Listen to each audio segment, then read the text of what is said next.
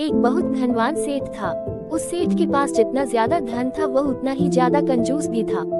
1 रुपया खर्चा करने से पहले भी वह सेठ पहले ये सोचता था उसकी भरपाई कैसे होगी। कभी अगर थोड़े पैसे खर्च हो भी जाए तो उसे रात को नींद नहीं आती थी। इस सेठ के रिश्तेदार और दोस्त हमेशा उससे दावत मांगते थे, लेकिन किसी न किसी बहाने से सेठ उन्हें टाल दिया करता था। एक बार व्यापार में सेठ को बहुत बड़ा मुनाफा हुआ। सेठ के दोस्त और रिश्तेदार उसके पीछे पड़ गए कि अब तो उसे दावत देनी ही पड़ेगी। सेठ ने उन्हें काफी टालने की कोशिश की, लेकिन वह नहीं माने। आखिरकार बेमन से ही सही सेठ हो उन्हें दावत के लिए हाँ कहना पड़ा।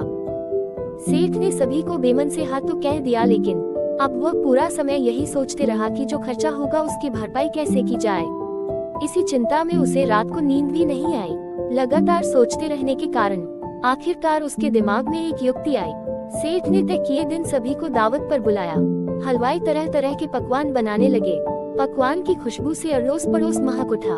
एक तरफ जहां सभी लोग पकवानों की खुशबू में खोए हुए थे, दूसरी तरफ सेठ ने अपने नौकरों को बोलकर सभी के चप्पल और जूते बोरों में भरवा लिए और शहर में व्यापारी के पास गिरवी रखवाने के लिए बोल दिया।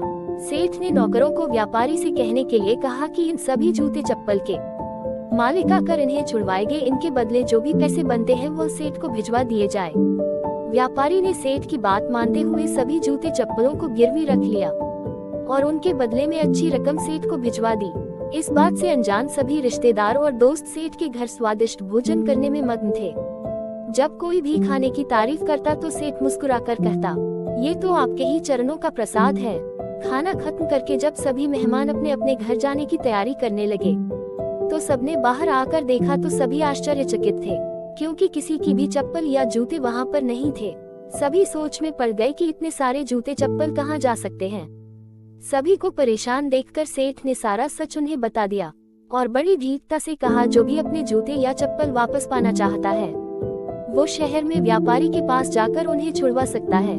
सभी दोस्त और रिश्तेदार उस समय को कोसने लगे जब उन्होंने सेठ से दावत की मांग की थी। सभी सेठ को भला बुरा कहते हुए वहां से वापस चले गए और सेठ अपनी बुद्धिमानी पर इतराते हुए मुस्कुराने लगा।